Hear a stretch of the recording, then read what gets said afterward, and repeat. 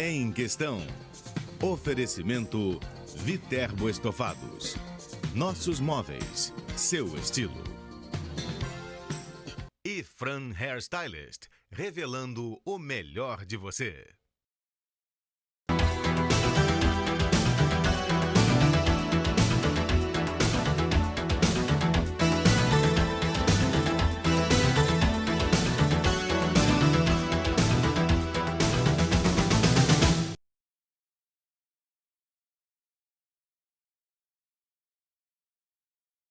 Reduzir o número e a gravidade dos acidentes de trânsito e contribuir para uma conduta mais segura. Esse é o objetivo do movimento Maio Amarelo. A campanha é o resultado de uma mobilização internacional. Durante todo o mês de maio, ações de conscientização vão ser realizadas em várias partes do mundo, incluindo o Brasil, onde os índices de acidentes são alarmantes. Em 2014, mais de 760 mil indenizações do seguro DPVAT foram pagas para as vítimas de acidentes de trânsito em todo o país. O tema em questão hoje é a campanha Maio Amarelo. O nosso convidado é o pesquisador do Observatório Nacional de Segurança Viária, Tiago Bastos. Muito bem-vindo, obrigada pela participação. Obrigado. A cada 12 minutos, uma pessoa morre em decorrência de acidentes de trânsito no Brasil. Um índice muito preocupante. Como é que chegamos nessa situação? Exatamente, né? Esse valor de uma pessoa morrendo a cada 12 minutos, ele vem, na verdade, do valor total do número de mortes anuais no país, que já vem ultrapassando há vários anos, os 40 mil mortes no trânsito, né? Então, quer dizer, em termos absolutos, o Brasil é o quarto país que mais mata no trânsito no mundo. Perde apenas para a China, Índia e Nigéria, por exemplo. Né? E a gente tem também, além do número absoluto, a gente também tem índices alarmantes se comparados com outros países, principalmente aqueles países mais desenvolvidos. Né? Se a gente for pegar, por exemplo, o índice de mortes por bilhão de quilômetro, em países como Suécia, que são referências mundiais em termos de segurança viária, que é em torno de 4 mortes para cada bilhão de quilômetro viajado, no Brasil isso ultrapassa os 50. Então, quer dizer, isso em média, se a gente for considerar, ainda tem estados acima da média e estados abaixo da média. Então, realmente é uma situação alarmante. O comportamento do motorista está por trás da maior parte dos acidentes? Sim, sim. Na verdade, os acidentes de trânsito eles ocorrem por uma junção de fatores, né? Claro que, na maioria das vezes, o fator humano está presente. As pesquisas mostram aí em torno de 95% dos acidentes têm o fator humano presente.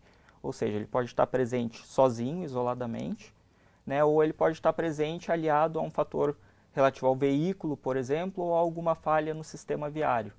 Tá? Mas ele é realmente um dos principais fatores causadores de acidentes. Ou uma negligência, ou uma imprudência, ou uma imperícia, Exatamente, né? Aí a gente pode pensar tanto no comportamento humano para prevenção de um acidente, né? Então, quer dizer, velocidade, respeitar a sinalização, né, não beber e dirigir, todas essas coisas que podem contribuir para diminuir as chances de um acidente ocorrer.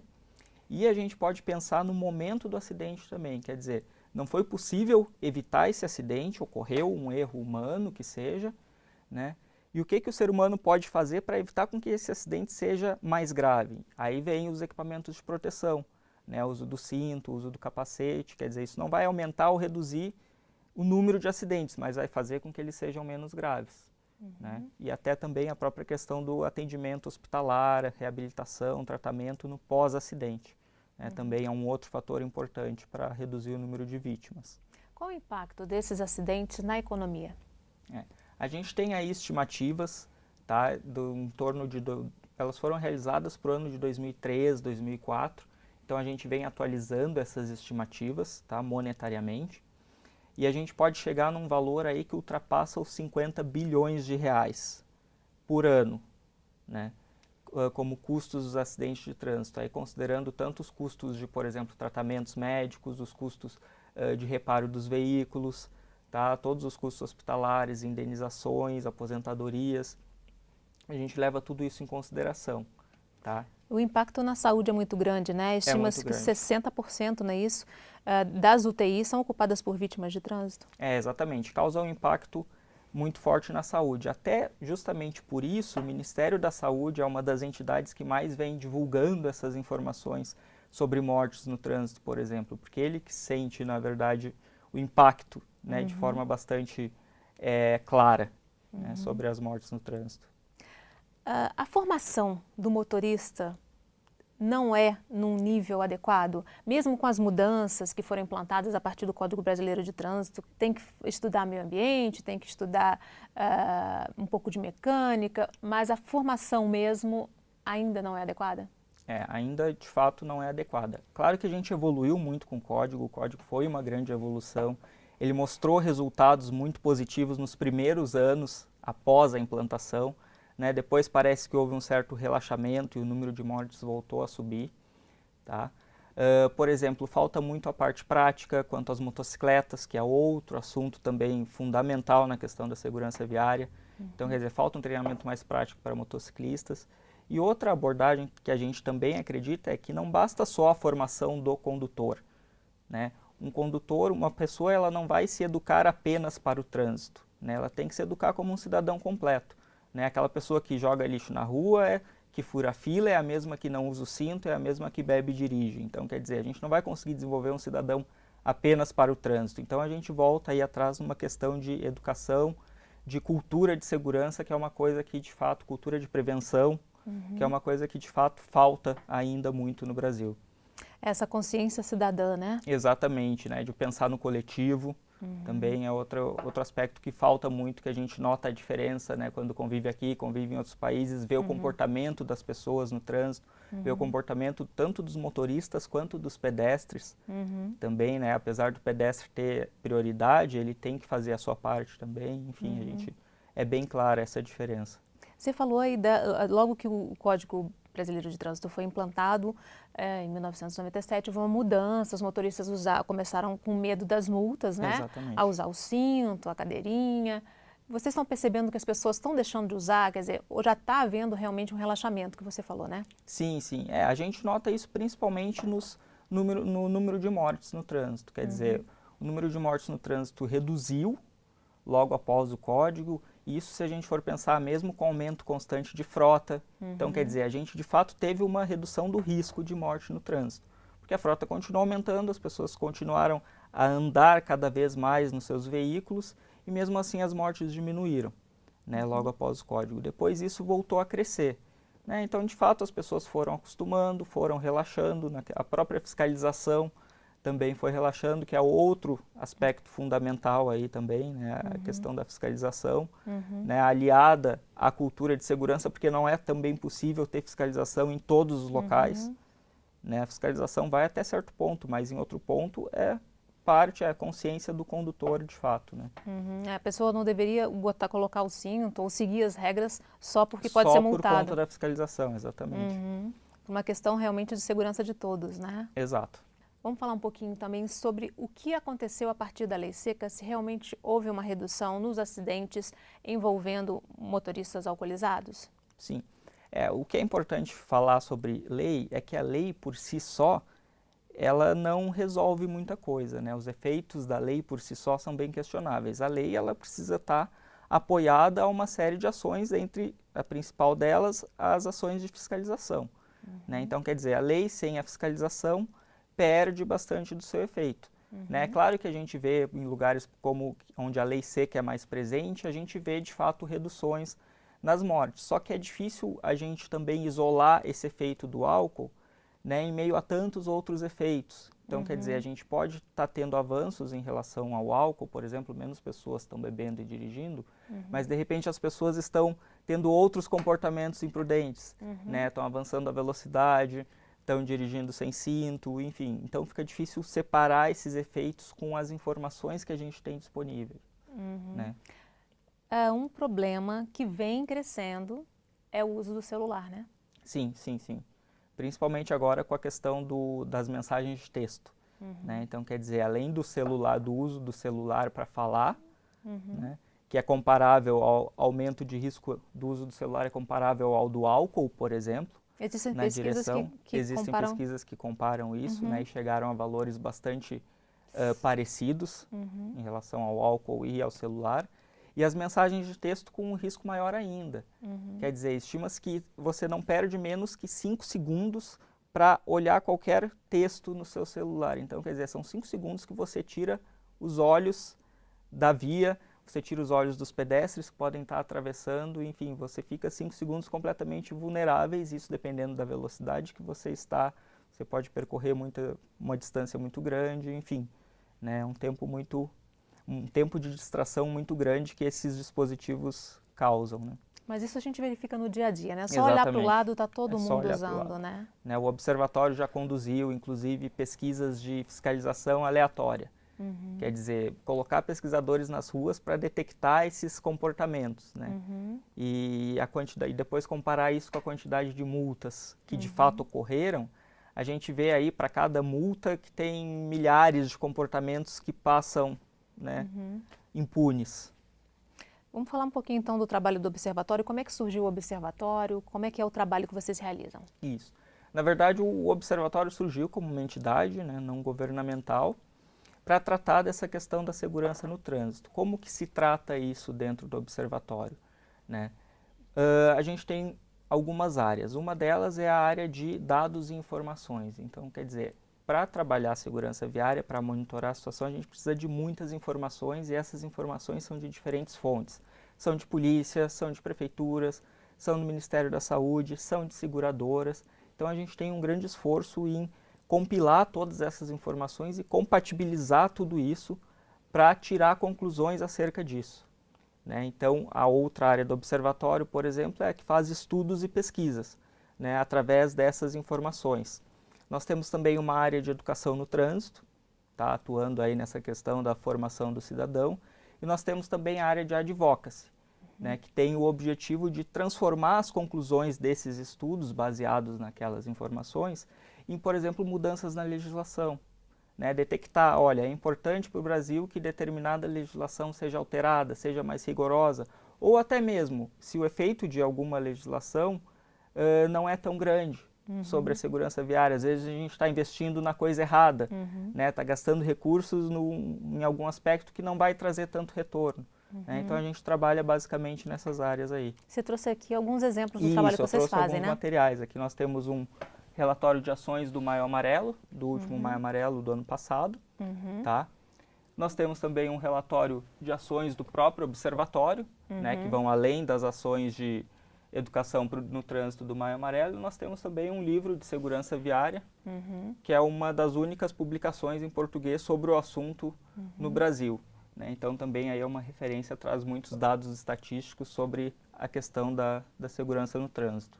Que, embora seja um problema muito grave no país, as pessoas ainda debatem pouco, né? Sim, sim. É aí que vem o papel do Maio Amarelo, né? Chamar atenção para o problema. Quer dizer, a gente tem 40 mil mortes a cada ano, né? E parece que não se enxerga esse número de forma agregada, né? As pessoas ainda tratam o acidente ou a morte no trânsito como uma fatalidade, né? Ou seja, ocorreu porque tinha que ocorrer, enfim. Não, isso poderia ter sido evitado. Né? Então o Maio Amarelo tem esse papel de chamar atenção para o problema que está aí.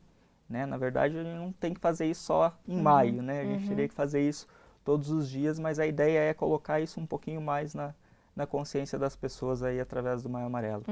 Além de campanhas como o Maio Amarelo, é importante que sejam implantados programas mesmo, né? Durante todo o ano e contínuos, né? Exatamente, exatamente. A questão das campanhas é um aspecto importante, porque assim como a lei, a campanha por si só também não resolve o problema, né? Tem que ser tudo concatenado, tudo sincronizado. Quer dizer, tem uma campanha, tem uma campanha na rua, tem uma ação de educação na escola, tem a campanha na televisão, né? Tem também a própria ação de fiscalização. Então, quer dizer, uma coisa, cada uma fazendo a sua parte, a gente tem um efeito maior, né? O que a gente não pode é ter ações isoladas que acabam e depois o assunto se esquece e a gente não tem uma continuidade nisso. E outra coisa importante também nas campanhas é a questão do monitoramento. Né? Pouco se sabe ainda do efeito dessas campanhas, né? Então é importante isso também, medições antes e depois de campanhas, se elas trouxeram efeito ou não, né? Planejamento de campanhas em público-alvo, né? Condutores associados ao maior risco, tudo isso é algo que tem que se pensar e não simplesmente fazer campanhas, né, sem planejamento nenhum. Ok, vamos fazer um rápido intervalo. No próximo bloco a gente continua falando sobre a campanha Maio Amarelo. O Em Questão volta em instantes, até já!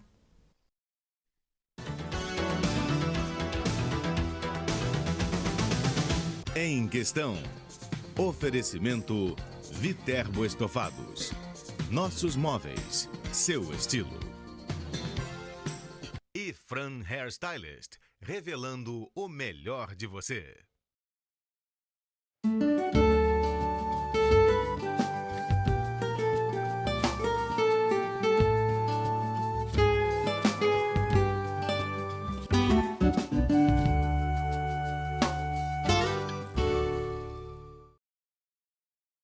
Em Questão. Oferecimento Viterbo Estofados. Nossos móveis, seu estilo. E Fran Hairstylist, revelando o melhor de você.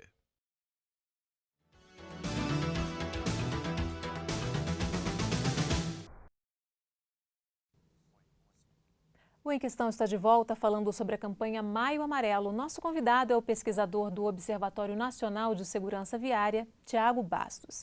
O trânsito é apoiado num tripé, né? Que é a lei, também a educação e a engenharia de trânsito, né? O que no Brasil está em condições piores desse tripé?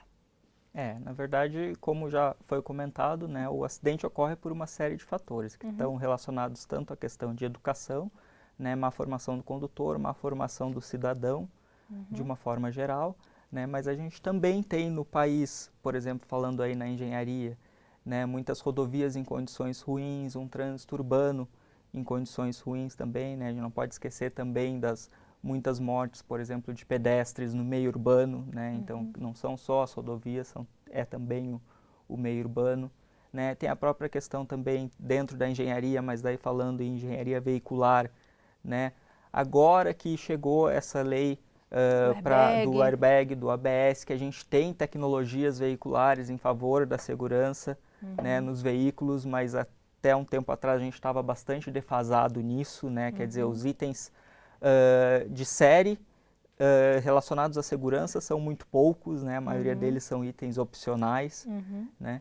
E a questão da legislação, aí, considerando sempre o binômio legislação e fiscalização, né? Em termos de legislação, a gente pode-se dizer que a gente tem legislação contemplando a maioria dos assuntos fundamentais, né? Por exemplo, uso do cinto, uso do álcool, capacete, cadeirinhas, velocidade, né? Muitos países têm regulamentações muito fracas quanto a isso. A gente tem a legislação bem completa no Brasil, o Código de Trânsito é um código bem completo. Claro que existem pontos específicos que podem melhorar, existem, mas de uma forma geral ele é um código bem completo, se comparado aos de muitos países.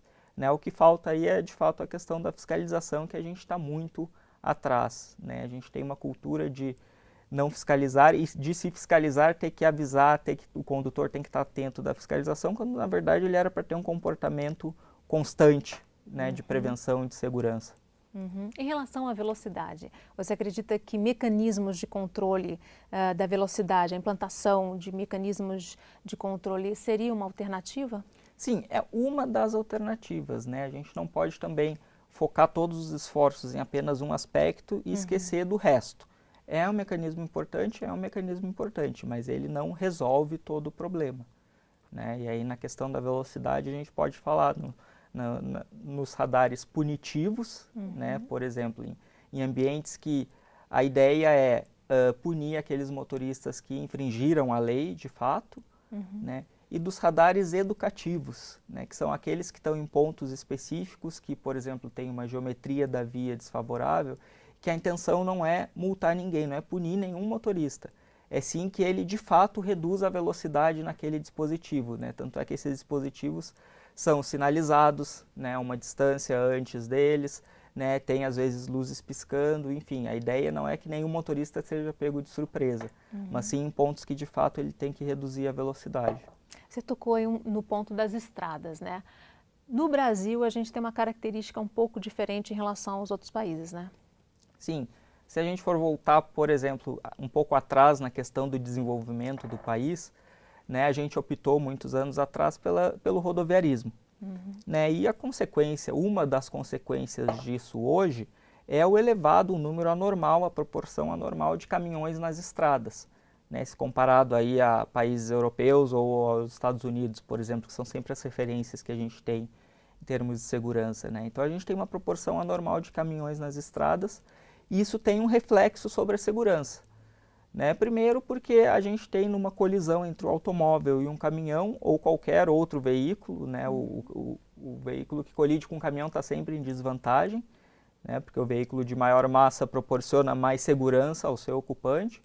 E a gente também tem a questão dos comportamentos imprudentes de muitos profissionais, né? Então a gente tem duas questões bem complicadas nas estradas, além de questões de geometria de vias, né? Projetos muito antigos, né? Com muitas curvas, enfim, trechos de serra. Então também esses aspectos acabam contribuindo para um número de acidentes nas estradas. A gente falou que a formação do motorista em geral já é inadequada. A formação do motorista profissional deveria ser ainda mais rigorosa, né? Porque a gente vê muito acidente aqui, para usar um exemplo bem próximo da gente, aqui na BR-040, quase todo dia tem um acidente com um caminhoneiro, né? A formação desses profissionais deveria ser mais rigorosa?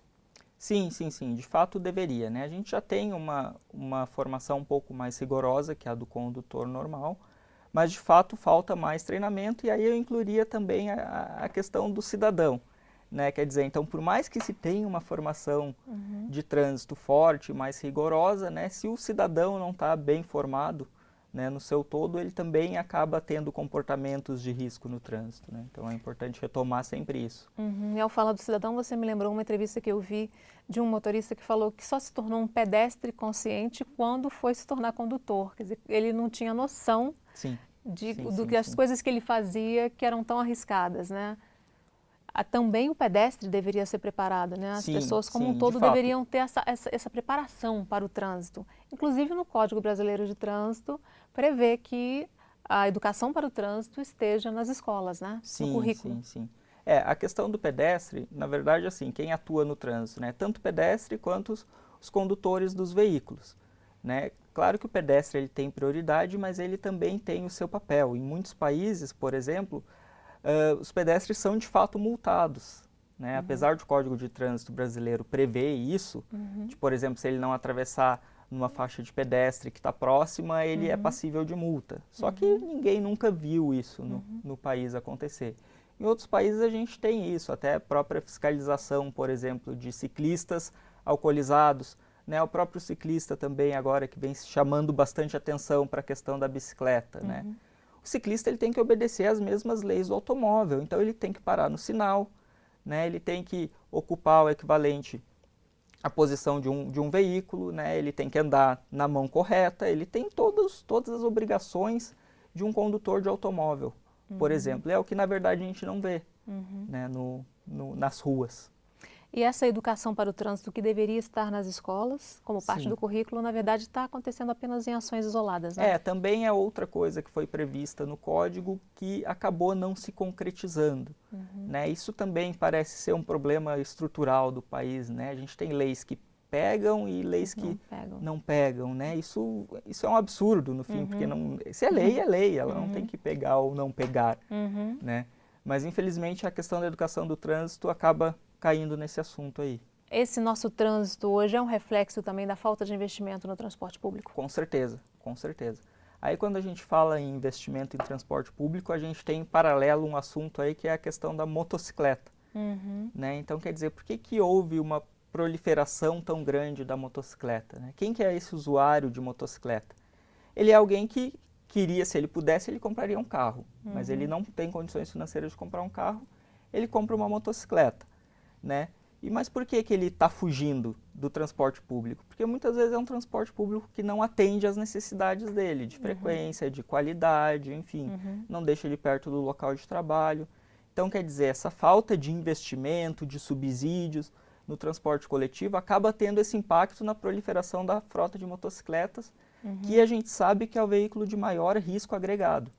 E hoje, mais de 70% das vítimas de acidentes que, no caso do seguro, do DPVAT, eram motociclistas, né? Sim. E a gente tem também valores bastante elevados se a gente for considerar outras fontes de dados, né? O ciclista aí das mortes de trânsito no Brasil, ele participa em torno de 30% a 40% dependendo do estado. Tem estados que é ainda mais, né? Então é uma parcela bastante importante da população. E é um personagem bem vulnerável nessa história, né? Porque é o que sofre as sequelas mais graves normalmente, né? Exatamente. Na colisão com qualquer outro tipo de veículo motorizado, seja um automóvel, um caminhão ou um ônibus, o motociclista é sempre aquele que vai sofrer mais lesões em função da vulnerabilidade do veículo, né? Muitas pessoas consideram natural o índice de acidentes em função do tamanho da frota brasileira, mas não deveria ser assim, né? Tem países que têm a frota proporcionalmente tão grande quanto a nossa e o índice de acidentes é bem menor, né? A gente não pode fazer essa associação tão direta assim, se a frota aumenta, então é natural que aumente o número de acidentes e o número de mortes. Não, na verdade, por exemplo, muitos países mais desenvolvidos, eles têm proporcionalmente uma frota muito maior que a nossa, quer dizer, enquanto no Brasil a gente tem aí em média 40 carros para cada 100 pessoas, né, em países da Europa, por exemplo, a gente tem 70, às vezes 80 carros para cada 100 pessoas. E nem por isso eles apresentam índices mais piores do que a gente, né? Pelo contrário, eles apresentam índices de segurança muito melhores do que a gente. Então, por isso que a gente sempre trata com índices, né? Então, a gente vai fazer um índice que leva em conta esse crescimento da frota. Então, vai ser um índice de mortes, por exemplo, no trânsito, em relação à frota de veículos, que daí a gente consegue levar em conta se a frota cresceu ou não, né? Ou o índice mais adequado, que seria o índice de mortes em relação à quilometragem percorrida, né? Quer dizer, um veículo, ele só causa acidente quando ele está de fato percorrendo, né? Quando ele está andando, né? Então esse é o principal parâmetro para a gente relativizar essas informações, porque senão a gente não tem como comparar a situação aqui e a situação num país pequeno da Europa, por exemplo, ou até entre os nossos diferentes estados. Né? A gente tem estados como São Paulo, que concentram aí praticamente 20% da frota do país, né? E tem estados menores que concentram uma menor proporção, né? Mas se a gente for levar em conta o risco, a gente vê que áreas como os estados do Nordeste, por exemplo, apresentam um risco muito mais elevado, apesar do número absoluto não superar estados como São Paulo, por exemplo. Quer dizer, proporcionalmente, São Paulo não está entre os que mais têm acidentes, né? Pelo contrário, está entre os estados que têm os melhores índices, né? Mas é claro que os valores absolutos assustam, né? Mais uma vez comprovando que não tem a ver com o tamanho da frota, né? Exatamente. Existe algum exemplo de país em que o índice de acidentes era muito grande e com campanhas, com programas de educação, houve uma queda? Na verdade a gente já viu esse filme, né, como a gente costuma dizer. Então nos Estados Unidos, por exemplo, quando começou a motorização lá antes de 1900, né, a gente vê essa curva, né? Então a gente vê o número de mortes subindo, subindo, subindo, até que chegou num pico lá na década de 70 ainda, né? E aí depois isso passou a reduzir, né? E se a gente for comparar isso com os dados brasileiros, a gente está vendo o mesmo filme aqui no Brasil, só que alguns anos depois, né? Então, quer dizer, esses países já passaram por isso, esse crescimento da motorização, o crescimento do número de mortes, só que essa situação chegou num ponto insuportável em que ações passaram a ser tomadas, quer dizer, passou a haver uma prioridade para a segurança, né? O desenvolvimento econômico, o fluxo, em certo determinado momento, ele tem que deixar de ser prioridade e tem que entrar a questão da segurança, né? A gente ainda não viu essa reversão da curva aqui no Brasil, tá? Mas de fato a gente tem tudo para aprender com a experiência de outros países que já passaram por isso. E eles investiram em quê? Em educação, basicamente? Em educação, em veículos mais seguros, em melhores estradas, tá? Em fiscalização, em alterações na legislação. Então, em todos esses aspectos que causam um impacto no número de acidentes e, consequentemente, no número de mortes. A própria questão também do atendimento às vítimas. Quer dizer, um assunto completamente da área da saúde, né, mas que tem uma relação muito forte com o número de mortes, por exemplo, daquelas pessoas que se feriram, né? Quanto mais pessoas morreram, é resultado de um tratamento hospitalar melhor ou pior, né? Então a gente também tem essa questão aí, é um assunto bastante amplo, multidisciplinar, como a gente pode ver. Vamos fazer mais um rápido intervalo. No próximo bloco a gente continua falando sobre a campanha Maio Amarelo. O Em Questão volta em instantes, até já!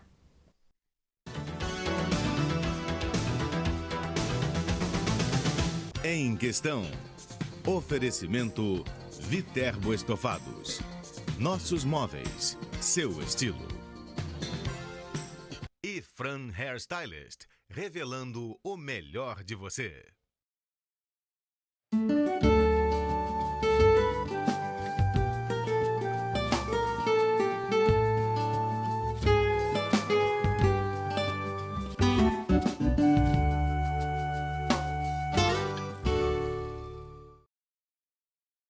Em questão, oferecimento Viterbo Estofados. Nossos móveis, seu estilo. E Fran Hairstylist, revelando o melhor de você.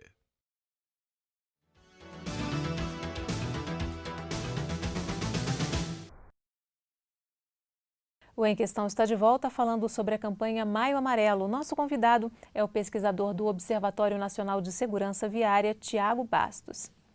Tiago, tem um aspecto psicológico do motorista também, né? Parece que quando entra no carro, está vestindo uma armadura e nada vai acontecer, ele muda de comportamento. Às vezes uma pessoa que é tranquila no dia a dia, no trânsito, entra numa competitividade com os outros motoristas. Como é que é isso?